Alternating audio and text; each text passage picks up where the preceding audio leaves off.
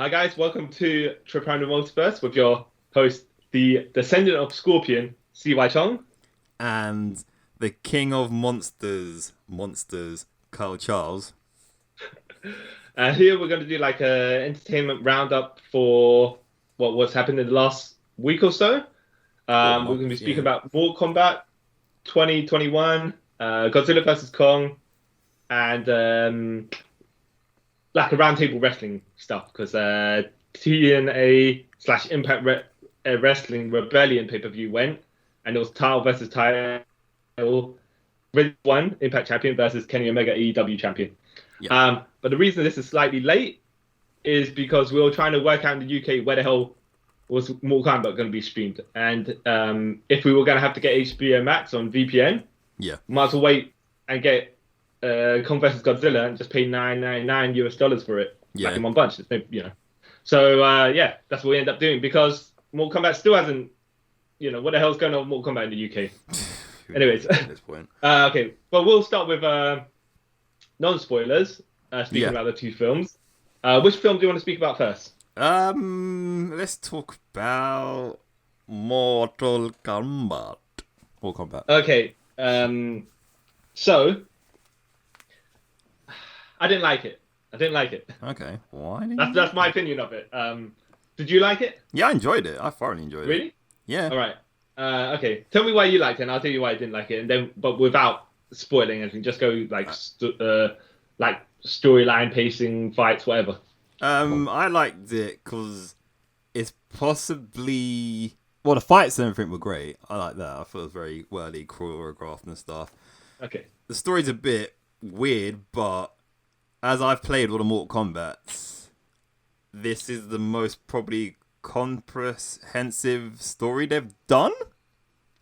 Well, it's an odd one because I like certain parts of the story, the way it was told, and certain ideas, but as a whole, it didn't work for me.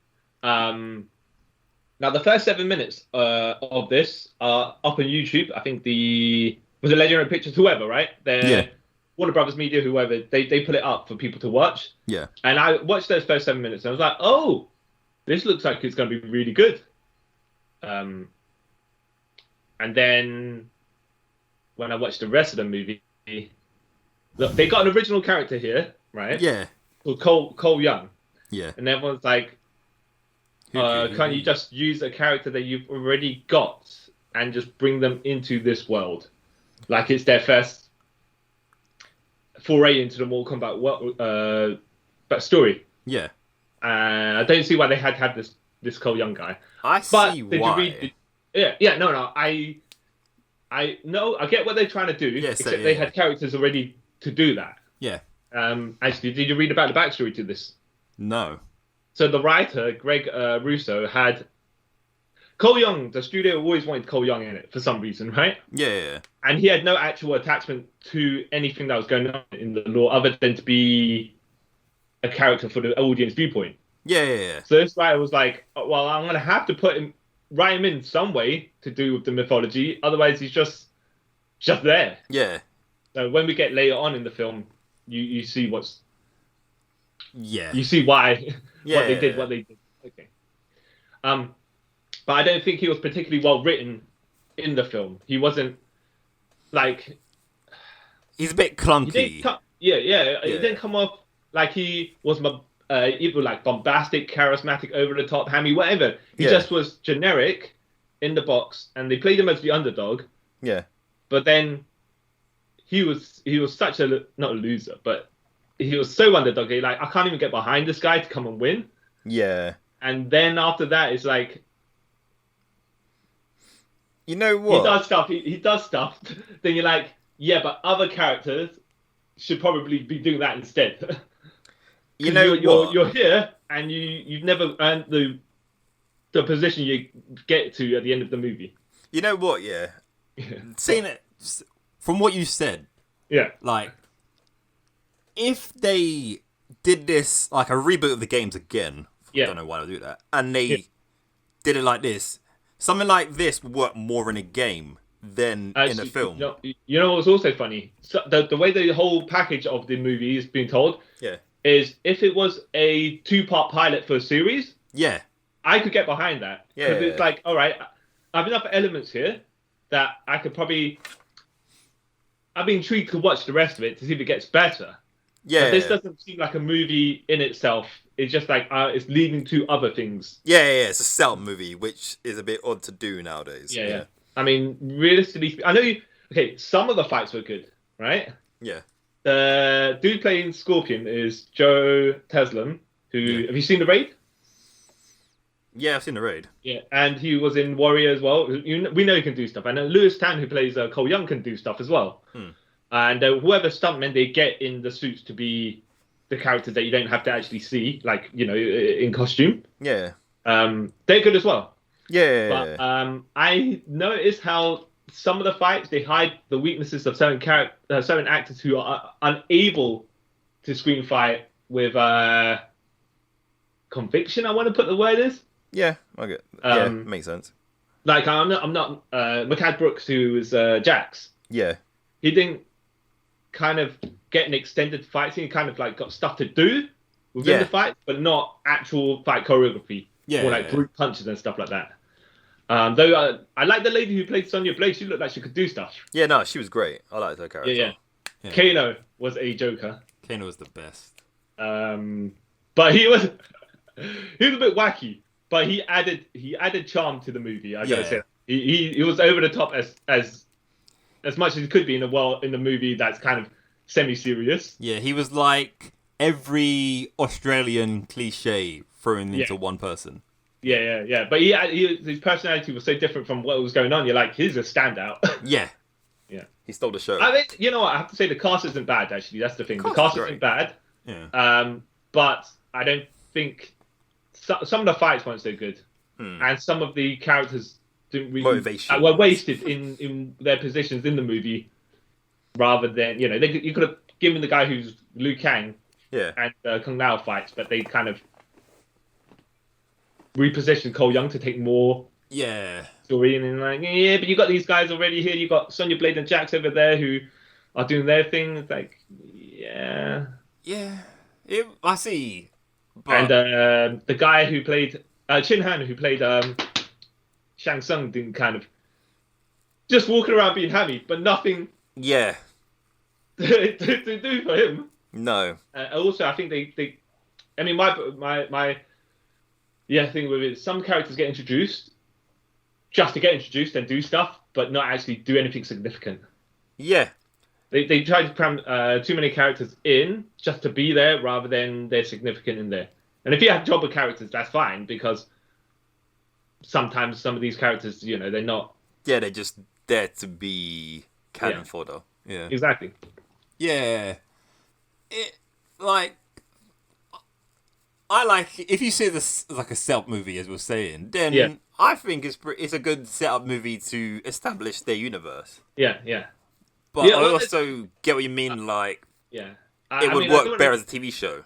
Yeah, I don't want to get down on it too much, because there are good stuff to it. It's just that we can't discuss... If we're just discussing a movie non-spoiler, you can't move on to those bits. Yeah, exactly, But I would say Mortal Kombat 1995 is better than this, and this is above Annihilation. But, like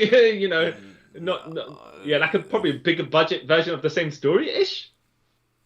In a way. A more grounded version as well. Yeah. But I think Scorpion's Revenge is obviously the best. Yeah, of course. Yeah, that's the best Mortal Kombat thing ever. Yeah. But yeah. Wait, you rank it above 1995 Mortal Kombat? Yeah, because you know why 1995 Mortal Kombat sticks out? Why? Because of when it was made. If you made that film now, it would be terrible. And it's true that as well. 995 Mortal Kombat had people like Carrie, I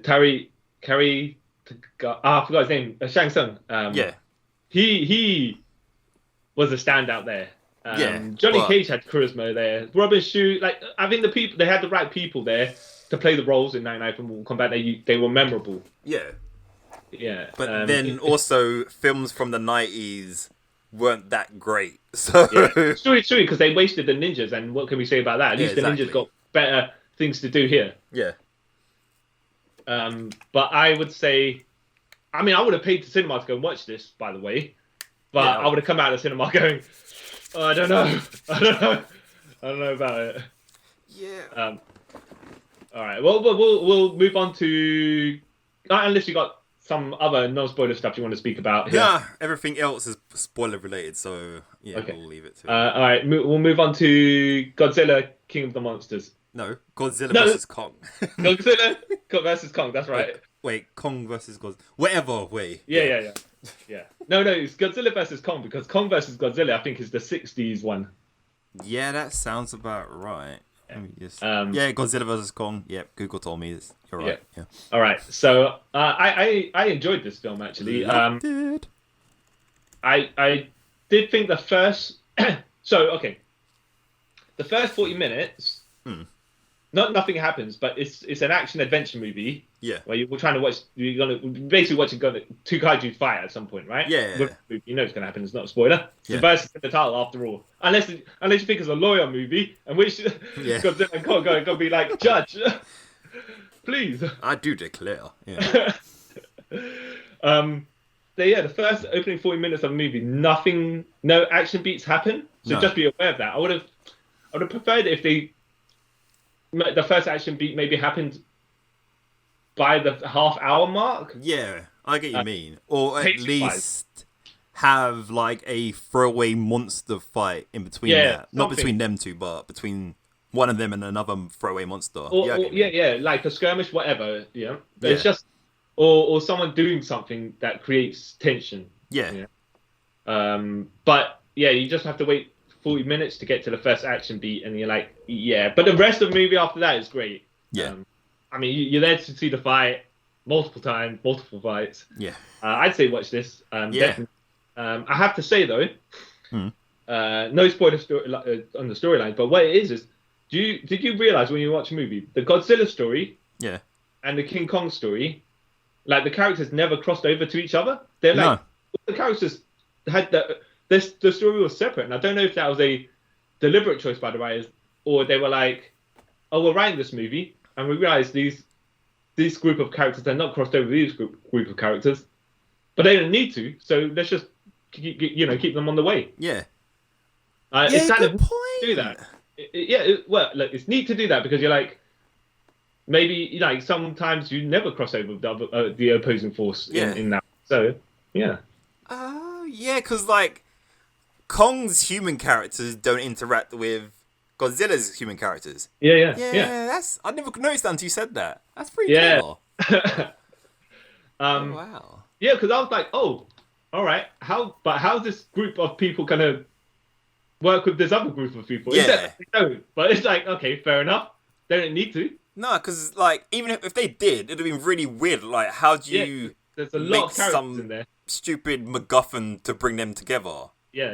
Yeah. But I was like, okay, this is a cool idea. Yeah. I think you have seen King of the Monsters, right? Yeah, I've seen all of. I've seen Godzilla, King of Monsters, Skull Island. Yeah, I've seen all three of them. Yeah, so have I. But the thing is, you kind of don't need to watch any of those to watch not really, this. no. Because Skull Island takes place in the 70s anyway, so this is 50 years later. Yeah. What you kind of don't get, though, is so Millie Bobby Brown's character and her dad are in it, all right? Yeah. But then there's nothing to the dad-ish. I mean, it's like, not missing backstory, but it's like they're concluding something from a previous storyline, and if you haven't watched that movie before, you've forgotten about it, you kind of think, all right. Because, like, in all fairness, Millie Bobby Brown's character had a reason to be in this film. Yeah. But the dad kind of seemed tacked on. Yeah. Yeah. I mean, not that he didn't need to be in the film. It's just that he was kind of highlighted, but kind of it was just a weird way. Yeah. Because he appears in only 2 scenes, and it's just like, okay. Yeah, it's like, she's not an orphan, sort of. Yeah. I mean, like they really could have maybe cut him out or something like that. Give him more. I mean, as in, parts. not the character, but have her relay something that she's talking to her dad on the phone or whatever. Didn't need the actor there or anything like that. You know what I mean? Unless there's more scenes that got cut, but yeah, exactly. But no, I thought it lived up to the action, and I thought the action fights, because it's an awkward way where you have to not say certain things. Yeah. But the fights worked within reason. Yeah. For certain outcomes. Yeah. It's all I can say. It was very great. Yeah. Like the back half of the movie, after the first 40 minutes of, not really set up, but like, okay, you get an idea of what's going on. Yeah. It's like, or I don't want to say it's all action because no all action there, but they do pace it. Things happen really quickly. Yeah. And even the backstory, the story of the humans and stuff is quite intriguing as well. It's like interesting. Yeah.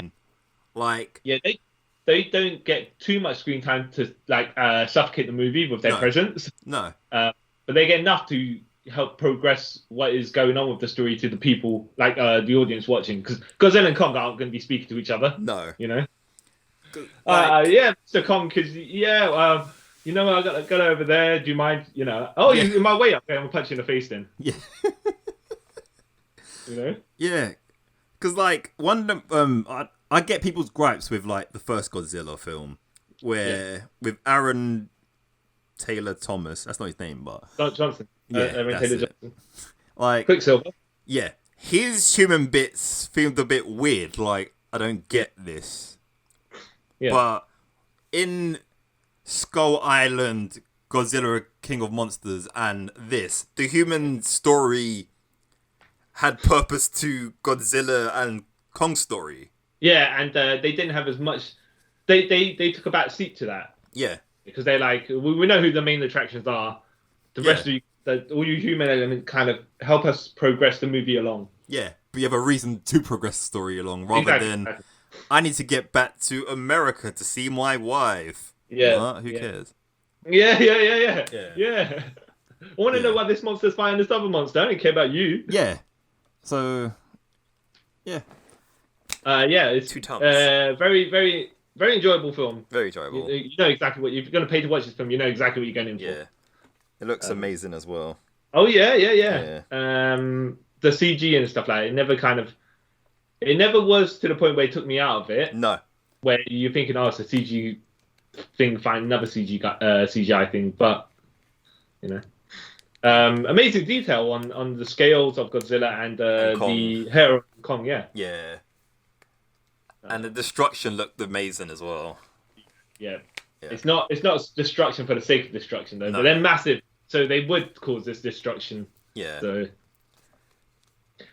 okay, we will move on to specifics afterwards. Yeah, afterwards. Yeah. Right now, let's speak about some wrestling. Yes. So TNA TNA/Impact Wrestling Rebellion, right? Yep. Okay, we'll just go through quickly the whole card. Yeah. Though, what did you think of the overall event? Overall event, it was pretty good. I ain't watched the Impact pay-per-view in a very long time. Yeah. And watching this, it made me slightly more interested in watching Impact again. Yeah, I'll tell you what it is, though. I mean, the reason we watched it, of course, is because it's title versus title. Yeah. AEW champion Kenny Omega versus Impact world champion Rich Swann. And we were like, is it going to be a dodgy finish or is someone going to win clean or something like that? But we'll see how it goes when we watch it. That's what the intrigue is. Yeah. How they're going to not worm their way out of it, but knowing how Impact Wrestling / TNA always usually book their stuff, right? Yeah, overbooked messes. Yeah. But surprisingly, no. yeah. Well, but we'll get that afterwards. Yeah. So X Division title match: Josh Alexander versus Ace Austin versus TJP. Yep. Yeah, very entertaining match. I liked it. I really enjoyed this. Yeah. Like, I don't know much of Josh Alexander, and I know a bit of Ace Austin, and obviously I know TJP because of WWE and all that. Yeah. So, yeah, this was a really good match to start the show off with. And they had, you know what, everyone seemed to have different styles. Josh Alexander was more of the ground wrestler. Yeah. They kind of need, like, in the X Division, they're all usually high flyers and cruiserweight. So you add someone like that into the mix, it changes the style. Yeah. Ace Austin came to me like he's the showboat flashy one. Yeah. And TJP's like, the not the cunning wily veteran, but he had his role as well. Yeah. So they're all different in different ways. And all but their styles complement each other. Yeah. I really enjoyed this multi-man match. Enjoyed it. Yeah. What do you think about the second match, Violent by Design, which had Cody Deaner, is it? Yeah, Cody. Well, he's called Deaner now. Yeah. Joe Doring, Rhino with. We're supposed to be with Eric Young, but now with W. Morrissey, which is Kaz XL. Yeah, or Big Kiss in the WWE. Versus Chris Sabin, Eddie Edwards, James Storm, and Willie Mack. And Violent by Design with W. Morrissey. Won. Yeah. I like this match as well. It seemed like it came across to me as more of a showcase for W. Morrissey to do his stuff because he's like 7 foot and he's big and he's in the best shape he's ever been. Yeah. Because he got a lot of offense towards the end of the match. Yeah. So it's like, okay, they specifically here. It seems like they're highlighting him, but not at the expense of everyone. No. Where they just look like punks to him. Yeah. I liked it. I really liked it as well. Yeah. Just seeing how big Cass actually is. Yeah. Like, in WWE, because everyone's sort of like chiseled and stuff, you don't really notice someone like Big Cass. You only notice that he's tall, but now he's jacked. Like, he looks even more menacing. Yeah. And I can actually legit buy him as a single guy now, rather than when he still had like the Enzo. I don't want to say Enzo stink, but coming off the tag team with Enzo, you kind of just saw him as he's just the guy they're gonna push because he's big. Yeah, exactly. Yeah. All right, Brian Myers versus Matt Cardona, which is basically a WWE match in Impact. Yeah. Exactly. Yeah. It was actually still all right though. I mean, if you're crunched for time, I'd say give this one a miss. Yeah, I'll say though, watch the build-up package because that's probably not been better than the whole match. Yeah. The ladies tag match, Jordan Grace and Rachel Ellering defeating Fire and Flavor, Kira Hogan and Tasha Steele. This was all right as well. But if you crunch for time, give this one a miss as well. Yeah. The end was a bit clunky, but besides that, it was a decent match. Trey Miguel versus. Oh wait! Go back for a sec. Yeah. Go on. The one thing about this match, which I knew the outcome before the match even started, was when the tag team champions Kira Hogan and Tasha Steele came out first. I was like, oh yeah, okay. Yeah, and then commentary tried to play it off like they came out first because of ego, blah blah blah. It's like, no, they're gonna lose. We all know this. Yeah, we all know this. It's a silly wrestling trope that we all know that if a champion's coming out first, they're losing. Yeah. Yeah. Okay. The last man standing match with Trey Miguel defeating Sami Callihan. Now I have to say, this is I enjoyed this because it was a change. Like, okay, the other matches have the normal set of rules. Yeah. This was the only one that didn't. And Trey Miguel impressed me. I thought he was Sami Callihan because he's known for his hardcoreness. Yeah. Was he gonna just run through Trey Miguel? But no. I enjoyed the chaos of the match. I liked the match when I watched it. Yeah. But then I thought about it more and more. I was like, this match makes no sense. Okay, go on, hit me. Alright. Trey Miguel gets the least amount of offense in this match. Yeah. He takes, a power driver on the apron, a second rope power driver for a table but doesn't break, and all this. Yeah, he takes all that, and then he wins by giving Sami Callihan a cutter for a table, and then Sami Callihan loses because he loses his grip and slips. Well, to be fair though, Trey Miguel was using the he's using the railing, the fence. Yeah, exactly, to stand himself up. But it's weird that essentially he took 2 finishes and got up, and then Sami Callihan takes 1. Yeah, but I don't want to say but wrestling. But there's been matches where someone's been on fence on the entire match, and then he gets hit by a finisher. Yeah, and then that's it. So I'm like, I called out on that as well. But I have to say, even though you point that out to me, when I think about when I was watching, it's like I never noticed it myself So when he wins, I accept it. Yeah. But when I probably go back, if I go back and check it again, I'll be like, oh, you know what? You were right. You know. Because I didn't notice it until either. I was listening to a podcast and they said that. And I watched it again. I was like, yeah, what? Okay. And then another thing about this match and the match before that kind of killed this to me as well. Yeah. Is Matt Striker's commentary. I can't take it. You know what? I didn't realize that was D'Lo Brown. No. He looks so different. Yeah, a lot bigger in the face. Yeah. But then Clark Kent glasses did good for him as well because I was like, that this guy's can pull off. Yeah. So David Finlay and Juice Robinson retaining the titles against the Good Brothers. Yeah. Yeah, entertaining match as well. Good match. Yeah. My only problem again is, what's the point of the Good Brothers being in Impact? Because they're contracted, right? But then again, what's Finn Juice from New Japan here? Well, yeah. But with the Good Brothers, I feel that they only signed with Impact because they couldn't get with AEW at the time. Yeah.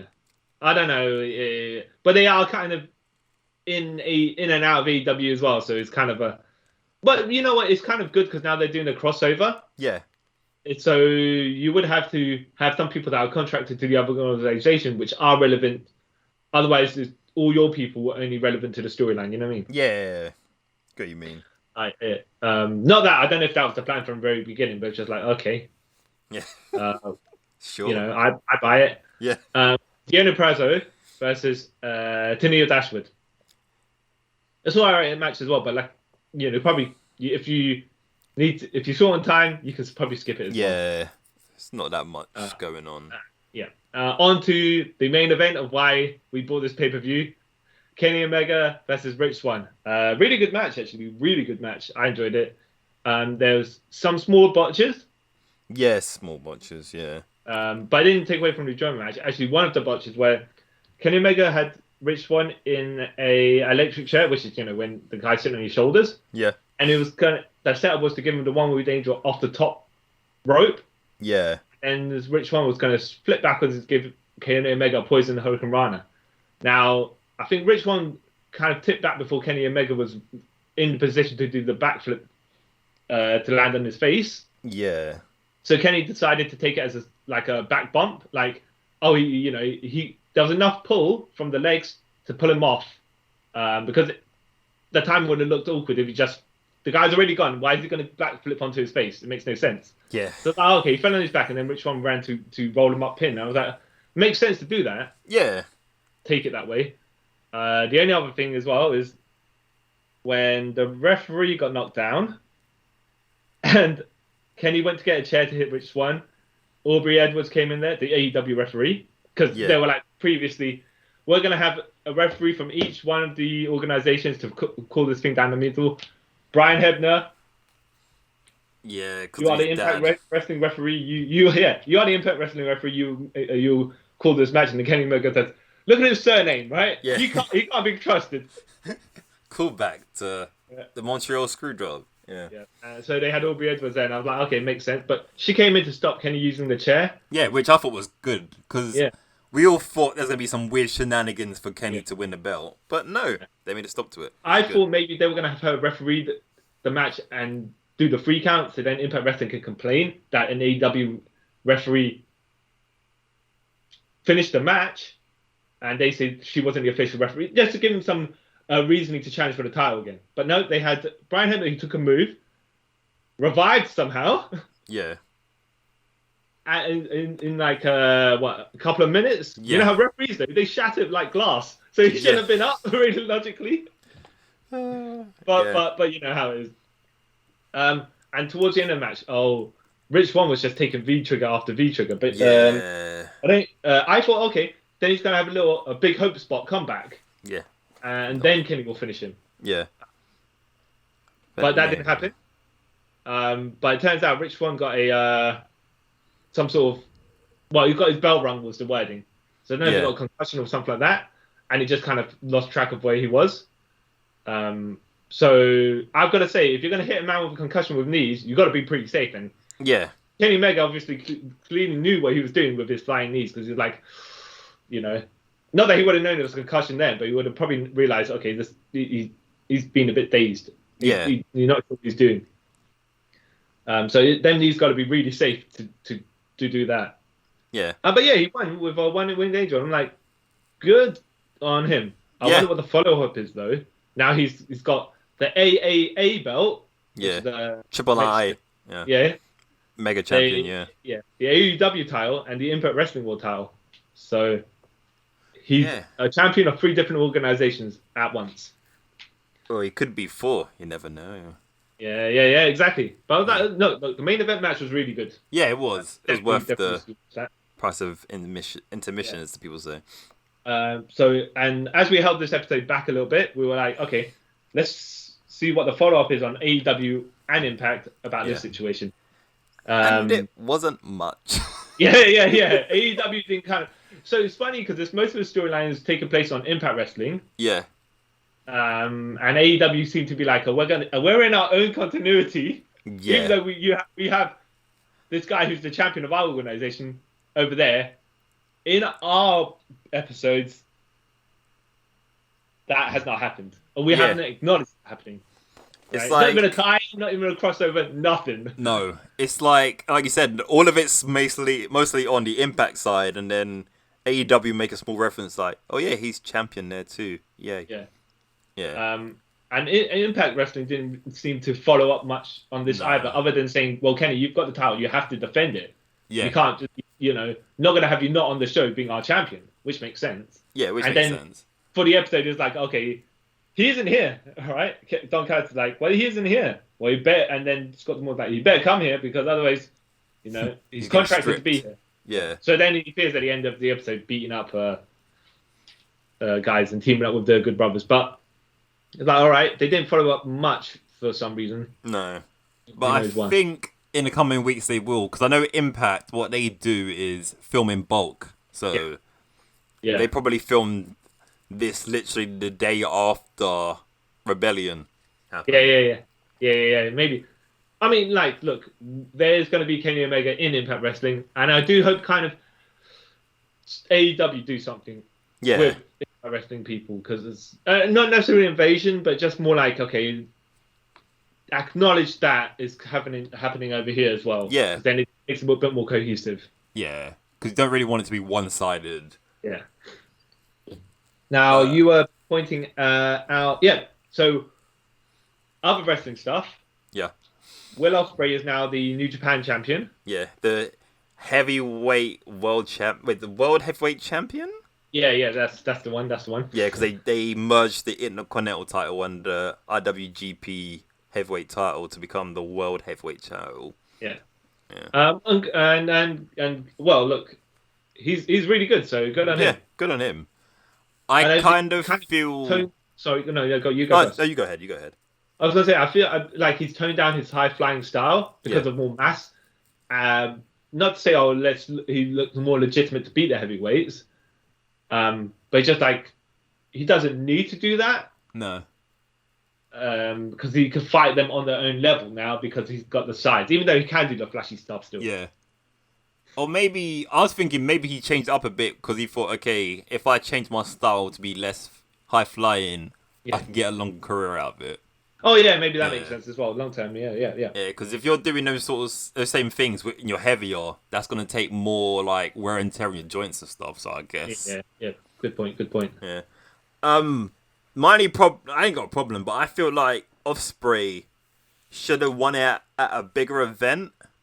Yeah. Okay. So not I have a problem with him winning the title. Yeah, no, right? No. But more.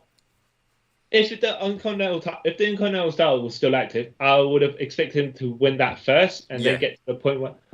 Or if they were going to do this, Kobayashi still hold, defeat Will Ospreay. They do the G1. Yeah. And Will Ospreay can win that. Because then you would have had more time to build them up. Yeah. We'll have to see what they have planned. But not that he wasn't coming across as a threat. No. Right. But it's just like, if...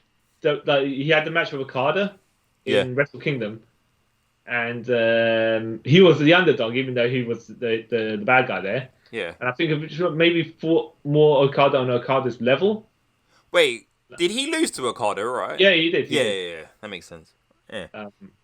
So, and maybe then, feud with other characters, like Dispatch Sanada, maybe have a match with Jay White where you win as well. Maybe, build him up a bit. Yeah, because he got a totem pole. He could have run through a couple of people. Yeah. Like, winning the New Japan Cup and stuff like that, good. But then, he's like, okay, he got his opportunity. And if he loses, that's fine, because then you got a further opportunity later on. Yeah. I'm not saying he won it too soon, but they should have built it. It feels like there was no sort of struggle to get there. Yeah. Yeah, because like with Kota Ibushi, that was like a 2-year build. Same with Naito to get to that title. Not only that, like when you were pointing out at Wrestle Kingdom, all the United Empire lost their matches. Yeah. And then we were like, okay, let's see what the follow-up is. And it's this. Yeah. It was like, okay, but you rebounded a bit too quickly from that. Yeah. All your loss. So it was like, oh, okay. Because this kind of reminds me of when Jay White won the title. Yeah. And when Evil won the title. It was like, there was sort of no build to it. It was just, boom, you're champ. And then they have like a month reign and that's it. Yeah, that's one of the things. Maybe he should have challenged. Maybe we should have won the New Japan Cup, lost his title opportunity there. Yeah. Then you could have clash with the champion during the G1. Yeah. And win then the G1. Or, win or lose, however you want to do it. Yeah. And then when he wins the G1, he's got to defend the briefcase against the other high-ranked contenders. Yeah. And the people have defeated him in the G1. And by that point, you've built him enough already because you kind of see where they were going with him, pushing him to that main event status as well. So it'd been good to say, all right, well, we built him more legitimately now. Yeah. But we can only see where it goes. But hopefully he doesn't get the Evil treatment, or Jay White treatment, should I say, both of them. Yeah. And then have the title for like a month and then have to like... Well, that's the problem, isn't it? Because Okada is next to challenge him. Yeah, Okada. However, Okada's meant to actually be dealing with some legitimate injury. Back issues. So so I can see he give a hidden blade to Okada to put him out. But then the problem is, of course, when Okada comes back, how do you do that? Title, yo. Yeah. Yeah, exactly. Yeah. I don't know. It's. I really don't know where they're going with it. But it's kind of intriguing to keep watching to see what the outcome is. Yeah. All right. So SmackDown went by. Daniel Bryan is retired, quote unquote. Or not. Yeah. Who knows at this point? Well, he's retired from SmackDown. I think that's why they're phrasing it. Yeah, he was banished. Yeah. Yeah. Which is good for the Roman Reigns storyline. Yeah. And the match was like half an hour long. Yeah. So it was like, okay. And it's good that he needed a cruel style win, if you mean. He needs something to push him over, like the heel territory he's in, just to be like, now I've destroyed your favorite guy. Yeah. What can you say to me, man? I'll dispatch every single of your favorites as well. Like that mean attitude. They're like, yeah, okay, Roman, you got me good. Yeah. I hope like you said, I hope they carry on with this sort of thing with him for a while. Like, at least another year or so. Yeah, and we'll see how and when and if they put Daniel Bryan back in the fray. Yeah. So... I'm trying to think anything else in wrestling that happened. Besides all the releases, but we're not going to talk about that because that's just depressing. No. So Tanahashi had the never openweight title. Yeah. Yep. And Jay White's won it now. Yeah. I was hoping. I don't want to say, they're turning Tanahashi into a jobber to the stars, right? Yeah. Because the case, but I was hoping, okay, he's lost to Jay White a couple of times and he's been put over younger talent. Yeah. Jay White can take the loss this one. And therefore Tanahashi can build the Neville Openweight title into a higher rank than it was. Yeah. I know why they put it on Jay White, because he can also do that. But it just seems like, but you're you're taking Tanahashi behind the woodshed and you're going to shoot him with a shotgun, you know? Yeah, that's how it feels. That's how it feels at this point. You know, just give him enough wins to make the title credible. Yeah, because how long's he had credible. it for? And he had it for 3 months. Oh, wow. Yeah, so I think he should have had a long run with it just to... Like, if you've gone from Wrestle Kingdom to Wrestle Kingdom and then Jay White won it. Yeah. You know, you built it up that from, like, as the 3rd tier championship or 4th or whatever it is for the men's. Or they could have easily sort of transitioned that to be with the Intercontinental title. I think that's what their aim is. So they're trying to... But the US title is kind of ahead of it at the moment. When it's offended, yeah. Yeah. But I get you mean, the US title was the New Japan US title was the... When they had the 4 championships, it was the Openweight title, US title, Intercontinental title, and World title. Yeah, that's right, And I think they're trying to shift the Never title up to the World, the Intercontinental status. Yeah. But truly it's 3rd. Yeah. Yeah. But I do... Well, after Jay White's comments at the end, I don't know if they're sort of trying to build to a thing with him and Kenny. Yeah. Because he goes, I'm the real belt collector, and if anyone has a problem... Oh, okay. So let's just cover that slightly. Jay White is a Grand Slam singles champion for New Japan. He's won all the 4 males titles. Yeah. And Kenny has not won the Never title. No. So, yeah. That's what he's saying. But that's why Jay White's saying he's the real belt collector. Yeah. Even though... I mean... Kenny Omega has 3 titles, and Jay White has 1. So yeah, so... I don't know about that. Maths, you know. Yeah. But, you know, maybe they'll build up, like, maybe they'll work together to build towards something, but they don't necessarily need to have, like, your high tier ranking wrestlers lose to other wrestlers with no end game in sight. You know, you don't want to feed the competition of wrestlers because then you look inferior. Yeah, it's true, isn't it? That's why there's got to be some end game with Kenny Omega and the Impact World title. Yeah, I think my personal thing. With the Impact title, I reckon he's gonna drop it to Moose. Yeah, well, okay. First of all, I'd say that depends where Samoa Joe goes. I reckon. I don't think Samoa Joe's gonna go to Impact though. You reckon he's gonna go AEW? I personally depends on what's actually wrong with him because there's a whole reason why he hasn't wrestled like a year because he's injured. Yeah. I reckon either he might come back to the WWE, but as an announcer. Oh, we'll see. Because you know, he could even be in the G1 for all we know, just for the hell of it, because he can. Yeah. But what I'm saying is, with his finish, the choke, you can put it on someone and they can pass out, and that way they didn't take a submission loss or a pin loss. Yeah. You can take the championship and still protecting the other championships that Kenny Omega has, if indeed the match happened. I'm just saying, his finish is a viable way out from that. Yeah, it's a viable way out. But he'd probably get shot to the top of the card in Impact because he's Samoa Joe. Yeah, but then that's Impact's problem, though, isn't it? Yeah. We'll see with that, right? Like you say, it depends where he goes. Yeah, because and if he does get cleared. Yeah, because if they don't give it to Moose, then the whole last 3 years of Moose's existence in Impact was kind of pointless. Yeah. We'll have to see how long Kenny's title reign as well is going to be in Impact. I don't think they're going to have him keep it for a month or something. There's something. They have a plan. Yeah, he'll probably keep it to at least Slammiversary or Bound for Glory. But Bound for Glory. Or do you reckon he'll win? You lose the AEW title before he loses the Impact title, and he'll start being his downfall? I don't know. I think the Impact would be the first one he loses. Or no, actually no. I think the first one he loses would be the AAA Mega Champion. Right. To Andrade. Yeah. No, maybe. Yeah, and then that's when the downfall starts happening. Well, he's held that Mega title for over a year, so. Yeah, I know. COVID. So yeah. I want to say, it's time for him to lose it, but the idea of the belt collector, and then you start stripping away his titles, and he gets more desperate to hold on each title. Yeah. That's a good story to work out there. Okay, so from this point, we'll shift on to spoiler discussions on Mortal Kombat and Kong vs. Godzilla. Yeah.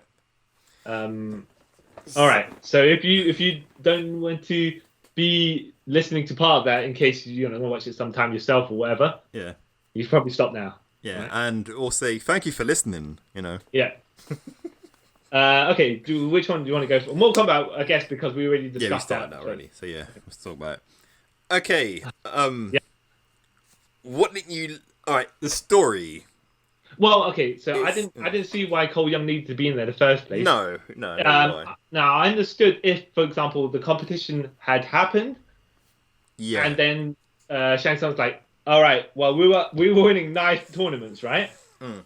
This 10th one you guys won. Screw the rules. I'm just going to take over, right? Yeah. Because I was so close and I can't hold it within myself. Yeah. And then this story starts. Like, everyone's already ingrained into the law, and Cole Young, it's just got involved somehow. Yeah, right? Yeah, like innocent bystander. I mean, it makes sense, but the way they're doing it is Sonya Blade is searching around the backstory of the Dragon Mortal Kombat mark.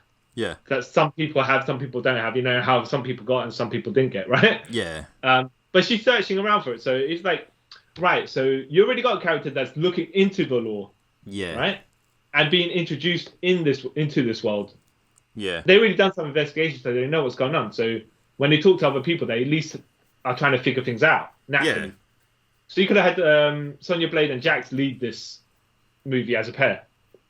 Yeah, I get that. Yeah. You didn't need Cole Young whatsoever. It's like I get why they have him because, like you said, so get you up to speed with what they're doing. Because like, if they just started with Sonya and Jax already looking for whatever's going on, you would lose audience to like be like, wait, why are they doing this? So I get having Cole is the gateway in. Yeah, but the thing is, though, they had Kano also who didn't quite know what's going on. So between the three of them working it out, even though I know Kano is the antagonist. Yeah. Because he's against it. But it's just like, okay, you got 3 guys that don't know what's going on there already. Yeah. Add a 4th guy. Like, yeah, but the people you had could be pushing the story along. Yeah. Some of the fights were really good with Scorpion and Sub-Zero being the standouts at the beginning and the end. Yeah. And when Lewis got to do stuff, But when Jax was fighting Sub-Zero, it's like, a lot of cutting away. And then when you had Jax fighting the guy with the hammer. Yeah, General Rico. Yeah, they kind of didn't do much with that either. Yeah. Sonya Blade and Kano was actually a good... Yeah, I like that fight. It was a brawl. It wasn't a fight, it was a brawl. She was using all sorts of stuff. Yeah. Which she should be, because now he's got an eye laser. But the thing is like, why is Cole Young there saying, Sonya Blade, you've got an eye laser now? You got to be aware of that. Sonya Blade has been fighting Kano before. She knows he's got the eye laser because she was when they found his power. Yeah. So why do you need to tell this girl what to watch out for? Just in case you forgot. In case you forgot, because Cole Young is now the main character for, Yeah. Liu Kang wasted as well. Yeah. Just like he's in the game, so yeah. And the flying vampire lady who Kung Lao just cut in half. Literally, she came in there to get cut in half. Yeah. That was weird. Yeah. I like Shang Tsung doing his Your Soul Is Mine and all that stuff, but nothing happened at the end of it. Yeah. For him to, Scorpion, Sub-Zero was the big bad, and every time he was there, he was like the Winter Soldier / the Terminator. He was there and being a menace to everyone. Yeah. Which was good. Yeah, it was good. And then when he beaten up Cole Young, and then Cole Young stands, the Scorpion comes, kill me! I was like, oh yes, and the Mortal Kombat music playing. I was like, yes, we're gonna get a good fight. And it was a good fight. And then Sub-Zero being like, he getting double teamed by Cole Young and Scorpion. Yeah. And he goes out like a true villain. He's like, you know what? All right, my honor says I'm gonna have to beat the shit out of both of you. Yeah. Right. Even though you're battering me, I'm going down with and I'm going down swinging. They're like, oh man, yeah. I know. I was nodding my head. I'm going, yeah. This guy, Yeah, he makes sense. Yeah. And then they finished him kind of quickly after that. Yeah. Did you like the whole? Okay, I like the idea of the Mortal Kombat tattoo transferring from fighter to fighter after you kill them, right? Makes sense, because I would say in the tournament, you would want to get the best fighters on your team. Yeah. Right? Not chumps. Yeah. So, okay, fair enough. But then Cole Young, you got beat by another guy at the beginning and you tapped out. So this guy's better than you already. He didn't kill you, but then, again, you were in a position to come back from the beating that you were, like, you know, he had him in a crucifix with the elbow. Yeah. So it's like, yeah. But going with that, the reason why he lost because, well, to that, we'll say normie, Yeah. Because he was just fighting for the money. He didn't care about winning. He just fought for the money to provide for his family. Yeah. But here's the thing as well. So you're telling me 400 years from the point where Scorpion got killed. Yeah. That tattoo transferred from generation to generation to generation. And none of those people ever got killed by anyone at any point. But the transfer to I mean, okay, look, that is a nitpick that you don't need to be concerned about, really. Yeah. But it's just like, if you're pointing out that Cole Young lost, though, and some of the descendants of Scorpion aren't quite the best fighters, then you know. They wouldn't be because they got taken away from that environment what Scorpion was in and just led normal lives because of Raiden. Well, let's put it this way as well. How did the tattoo ever get onto Scorpion's people? I don't know. Yeah. Well, yeah. So why did Cole Young have it in the first place other than the story needs him to have it, you know? And not even that. Now that you're saying that, another bit that makes no sense. Actually, wait. Sub-Zero already had it on him, right? Yeah. So I was going to say, wouldn't it just pass on to him? But no, it wouldn't because Sub-Zero already had it. Yeah, maybe that's, you know. Yeah. Whatever, you know, sometimes with the story. What did you think of Reptile being an actual reptile? I was okay with it because in the game he ends up becoming that anyway. So. I enjoyed the skirmish as well that they had in. And Kano ripping out. Well, okay, first of all, how they fought him was quite inventive. The flares track because he was camouflaged. Yeah, that was smart. Yeah. And then Kano just ripping out Reptile's heart. Yeah. Kano wins. It's like, all right, okay, all right. This is where we're going. Yeah. I mean, it was cheesy and hammy, but it's like, okay, the guy was like delivering it exactly how he needed to deliver it, so that's fair enough. And then it took 3 of them to take him down, so yeah, which makes sense. Yeah, and I get Shang Tsung's plan of going, you know what, just murder all of. If you murder all the warriors that Raiden has chosen, and none of them are able to fight in Mortal Kombat, does Outworld not win by default? Yes. Yeah, like I get that logic, but then wouldn't Raiden go, hey? You've killed all these people, so you cheated. Dude, come on now. You say that now, but in the movie, he also did not do anything until he decided, you know what? I mean, he's like telling off Shang Tsung, you're not supposed to be doing anything outside the rules of the Mortal Kombat. Shang Tsung's like, middle finger, mate. Yeah. Right? And then Raiden for the rest of the movie is going, you know what? I still can't do anything until I decide I can do stuff. And for you all to fight individually. For some reason, you find all your opponents individually. Instead, I can teleport all 4 of you to fight one guy, destroy him, then you move on to the next guy. Yeah. 4 of you versus, you know. Because Raiden's all about the rules. That's why he did it, I guess. When Cole was fighting, okay, so they have the Arcana. I think they tried to explain too much of the lore. Yeah. They tried to work in certain things. But like, look, it's a fantasy film, right? Fantasy action film. I can accept that people create fireballs out their hands out of enough training, right? Yeah. Except that Kano has a laser eye from, bionic surgery, whatever, right? Yeah. You don't need to make some mystical lore that you get certain powers and certain things just to align them with the movie, with the game characters. Yeah. You can just get too much into why these people have individual powers.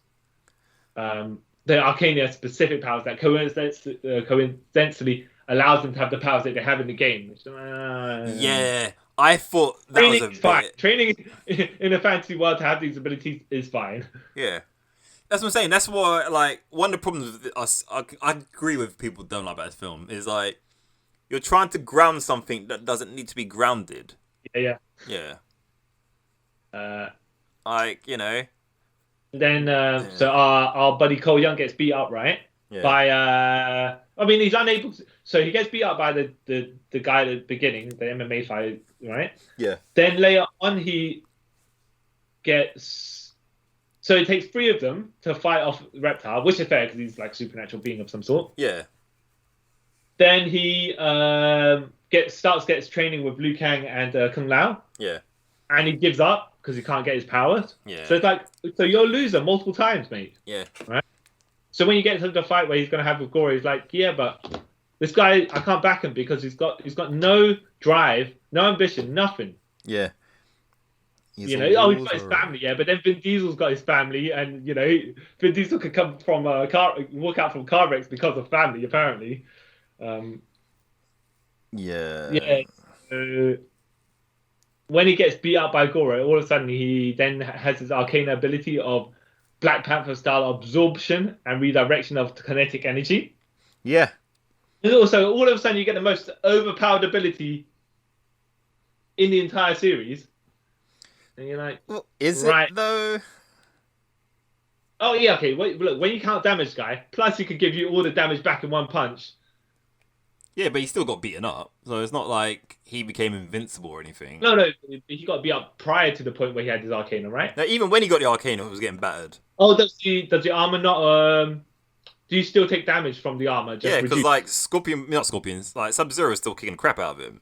Oh yeah, okay, I suppose yeah. I mean, but it doesn't nullify damage, is what I'm saying. Like you're saying, it looks like actual armor though, but I don't think it nullifies damage, but it does absorb it to some degree for redirection. Yeah, because you can punch him in the you can put that into one punch. He does the Mortal Kombat style uppercut. His kids shouting uppercut, daddy. Yeah, and I did like it. I did kind of like the bits that they did with Goro. But when he started growing like weapons out of his armor as well. It's just like right. So not does he only have one ability? He has 2, and everyone else just has single abilities. Right. Okay. Because they haven't evolved yet. Yeah, I don't know what. Yeah. So what was Cutway? And Jax got his arms torn off by. Oh, so he's got his arms frozen by Sub-Zero, and the Sub-Zero shattered the arms and kicked him down the abandoned building. We're like, okay, fair enough. But then he just suddenly appears where Cole Young, Sonya Blade and Kano go, which is also where Kung Lao and Liu Kang are. Yeah, because they found him. Yeah. It's like, okay. Well, why are you here? Why did they find him? Just to find him, right? Just so the story, so he can continue to be part of the story. It seems it's a bit random. But they fit him with cybernetic arms as well. Yeah, because But you're about to say something before I interrupted you. I was gonna say because they was tracking him like Well, Kung Lao and that. So that's why they brought him back. Fair enough. And they need all the people with the dragon marks they can get, I guess. All right. I accept that, but it's just like he's just like they brought him in to be there just because they needed him to be there. And then he gets his Arcana, which is not the metal constructed arms that we've given you, the pincers, right? That all of a sudden they transform into actual buffed up metal arm things. Yeah, he can manipulate metal. Well, yeah, they suddenly get stronger, all that stuff. It's like, yeah. Yeah, sure, okay.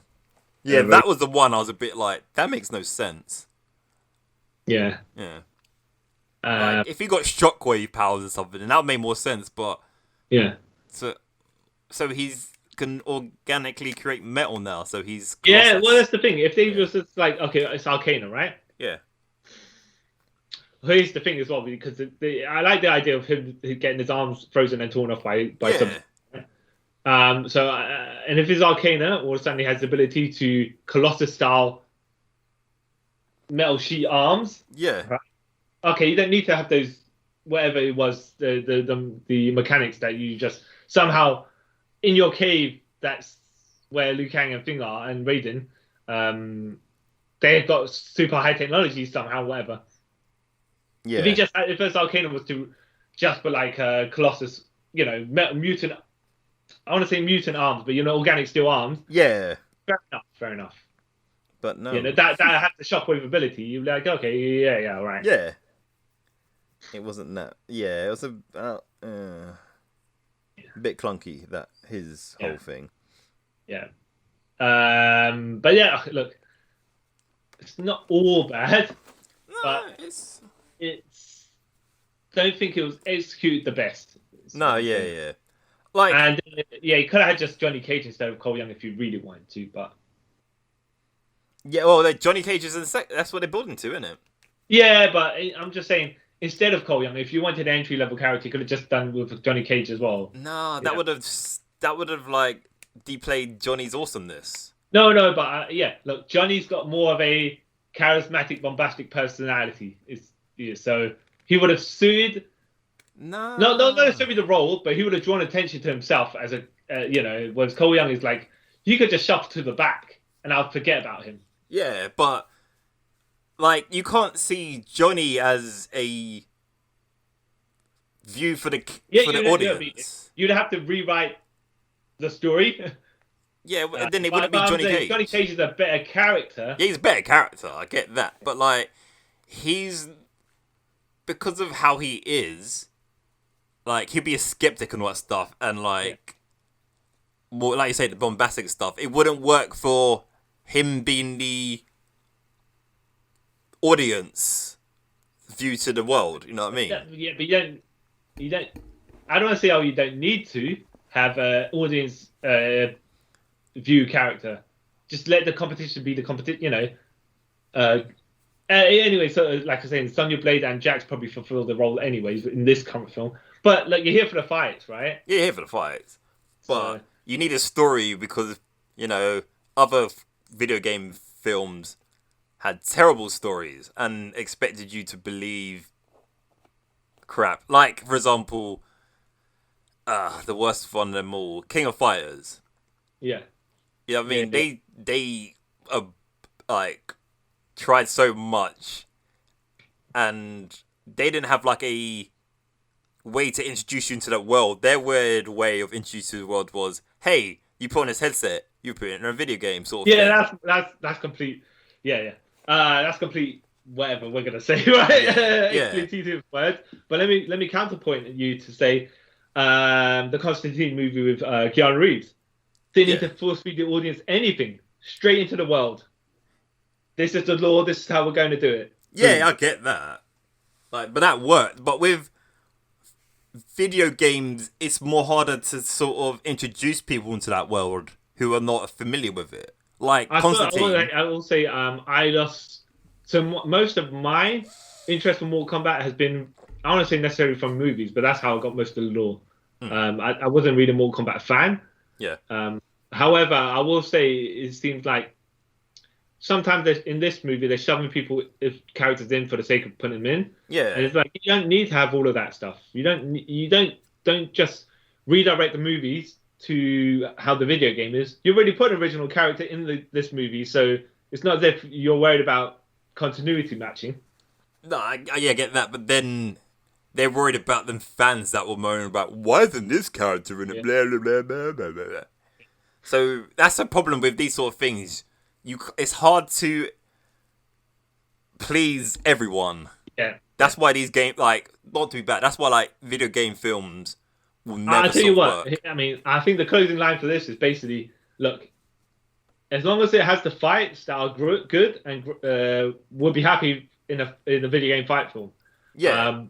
I think they had some good fights and some not so good fights, but then it's probably because of the time they were filming during COVID that they couldn't get the people to practice enough for the extended fight sequences. They kind of had to do it the way they did. Yeah. Or if the talent they got was unable to pull these things off.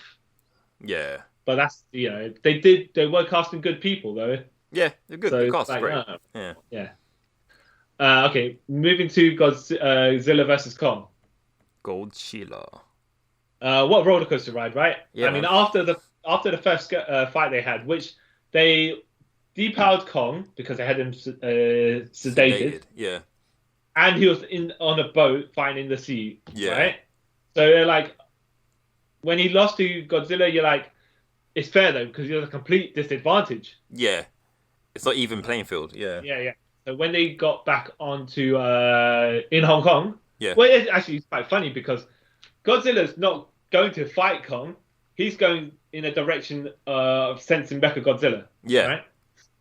Kong just happened to be in that direction. Yeah. That's why the first fight happens, right? Yeah.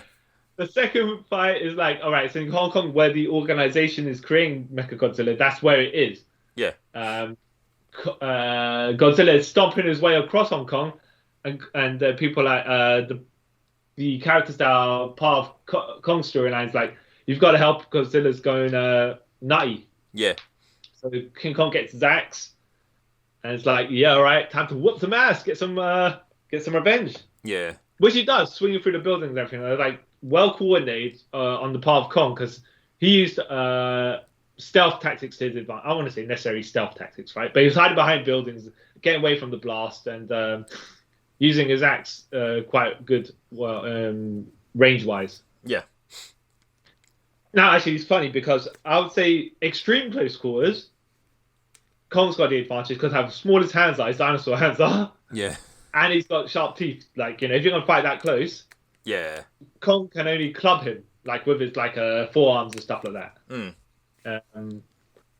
Actual close quarters, though, Kong probably has the advantage because he's got his actual arm, like, the length of his arms. Yeah. Yeah. So mid-range, with the weapons, they're kind of equal because Godzilla's got his tail.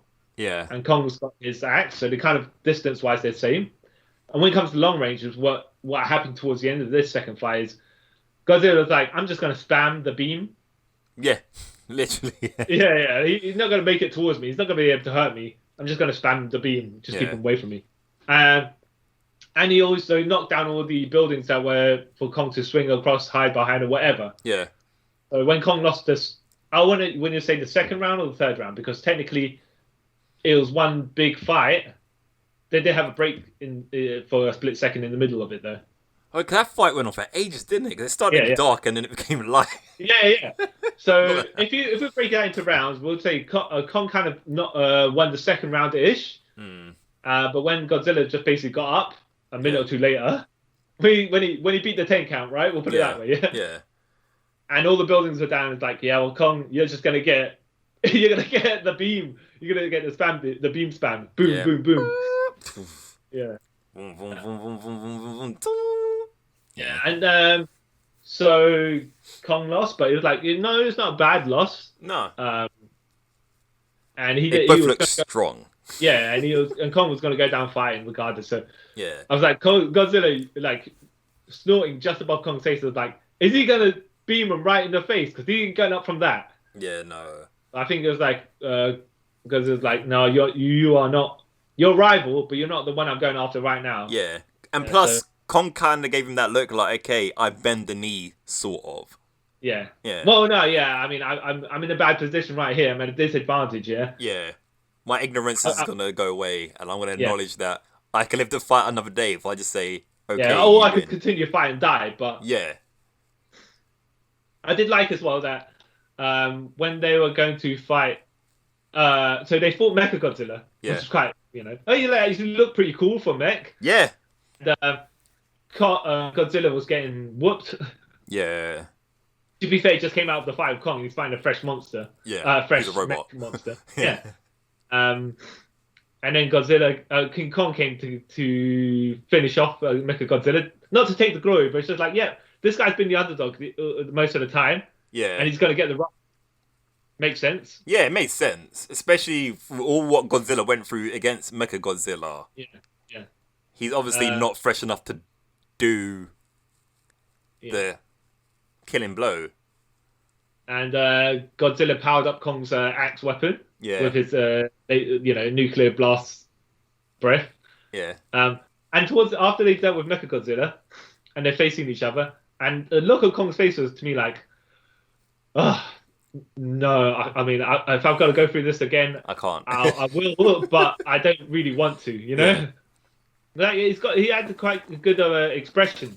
Yeah. For a CGI effect that kind of like doesn't verbalize. Yeah. But they kind of looked at each other with respect, like, all right, I've dealt with the thing that I need to deal with.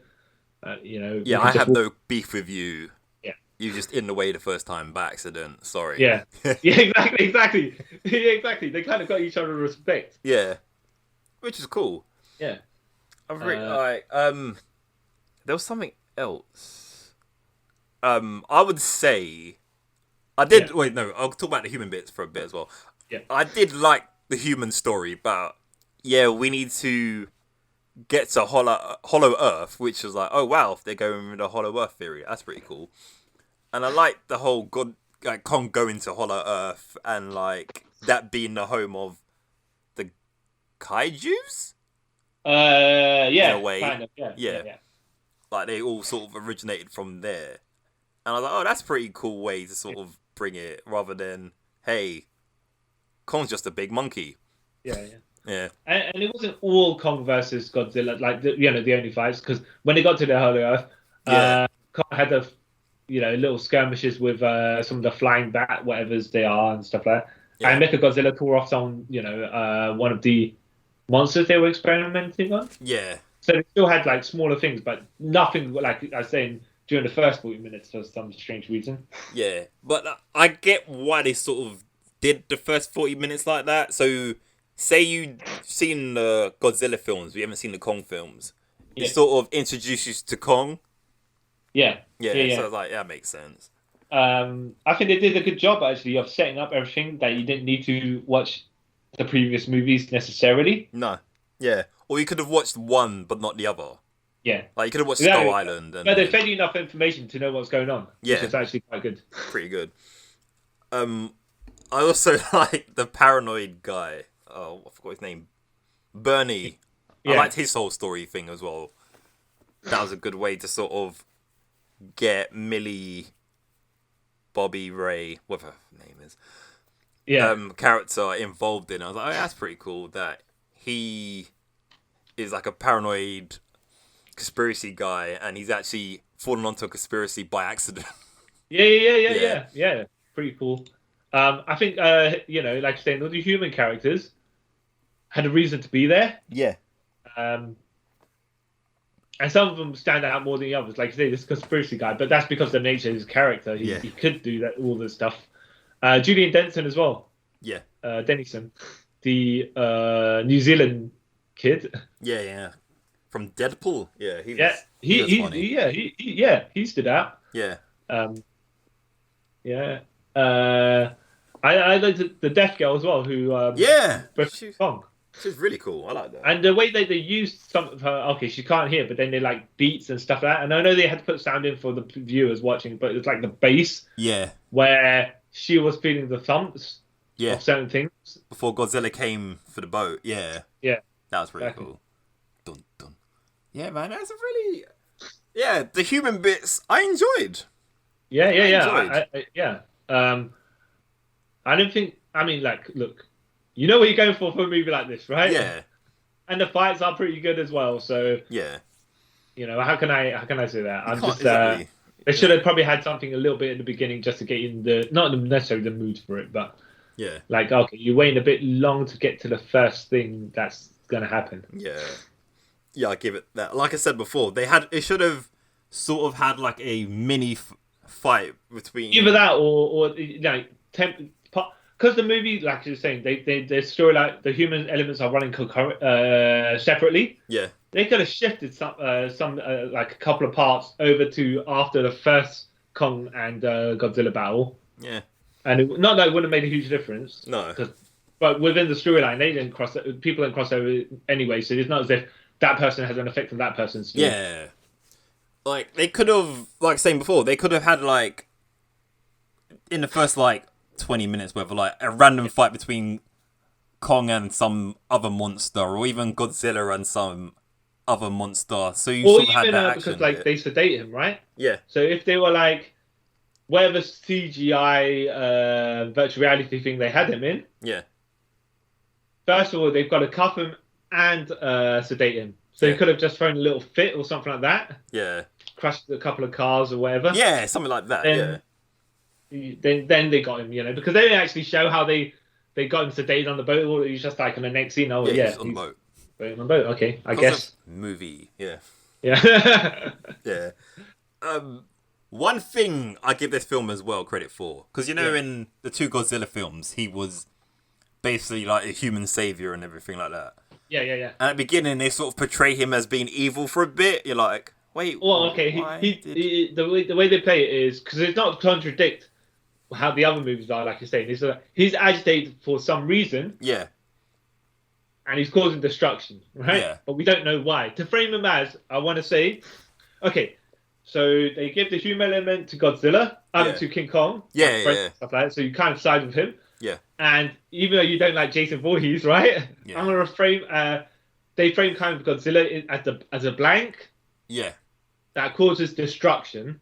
Yeah. But you don't know if he's for any particular reason why he's doing it. Yeah, not until at this point. Yeah. So I'm like, okay, they've given it the big kind of destruction vibe. Yeah. But we'll find out what side he's on later on as a bit of suspense.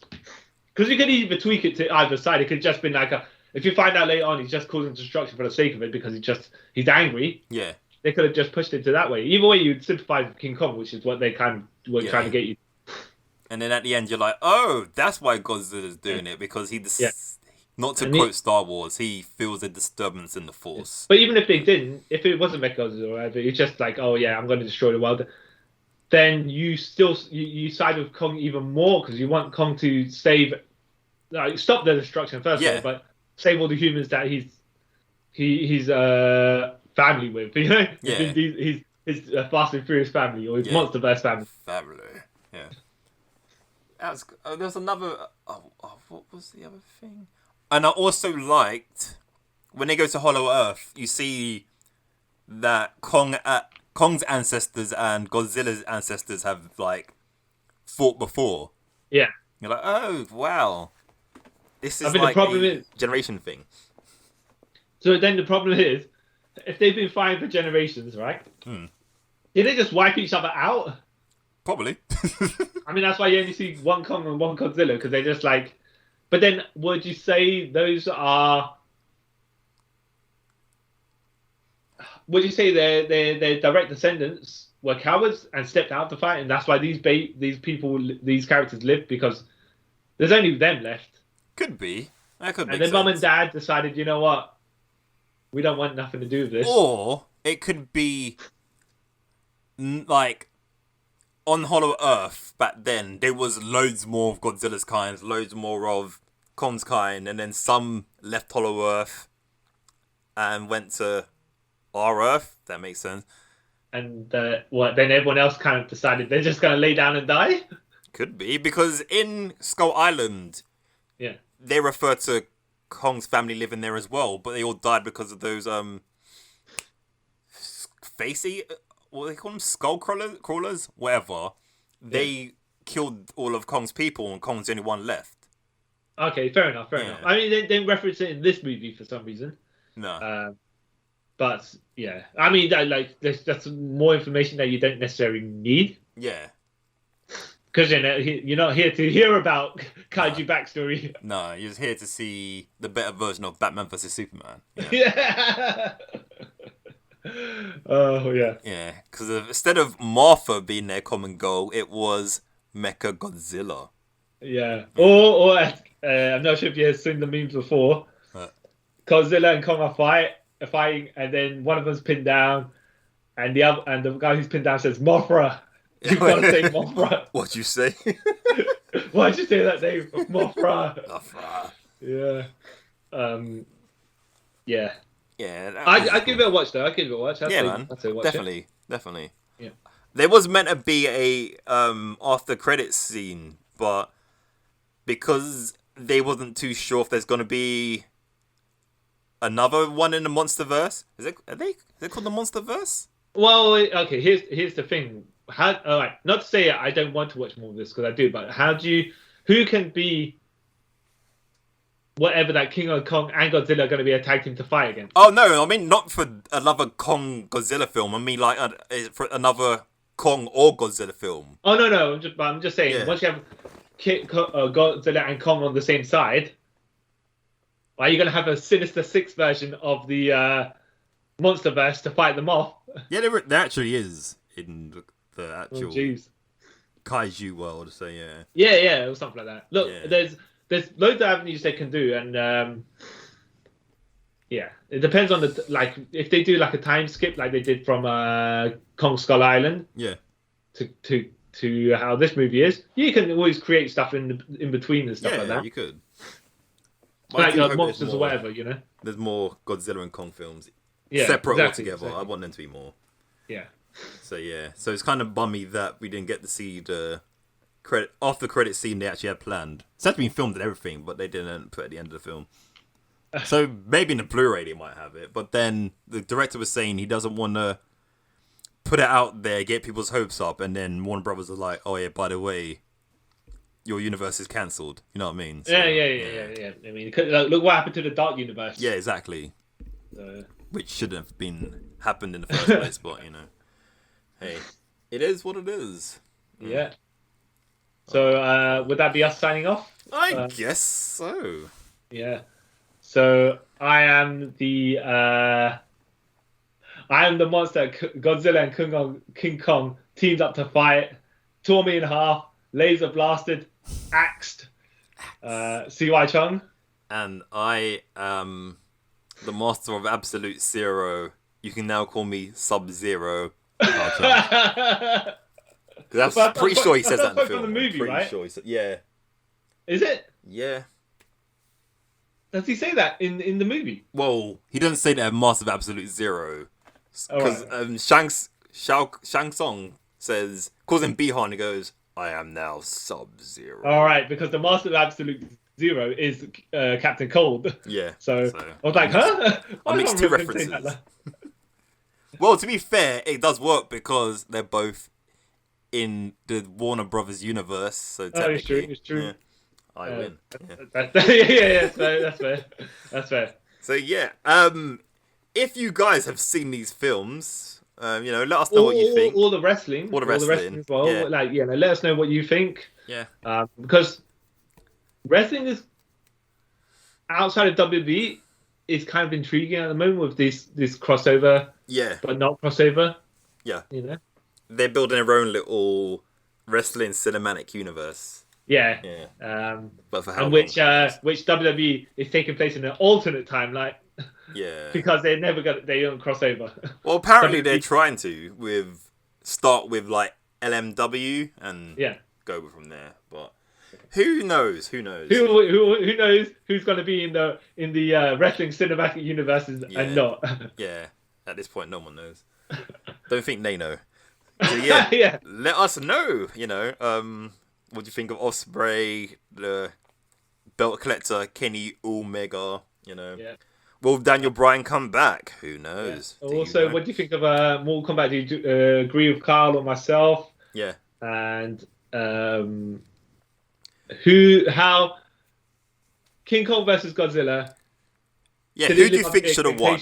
Yeah, exactly. Even though we knew before seeing the film that there's not going to be a clear winner, Yeah. There never is with these films. Because it'd be kind of silly because you're killing one character for another. But yeah. So yeah, let us know in the socials. Send us an email. Anything. Just talk to us. Yeah. We'll see you guys later. Yeah.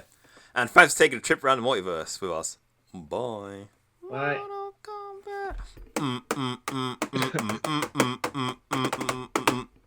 Don't know why I did that.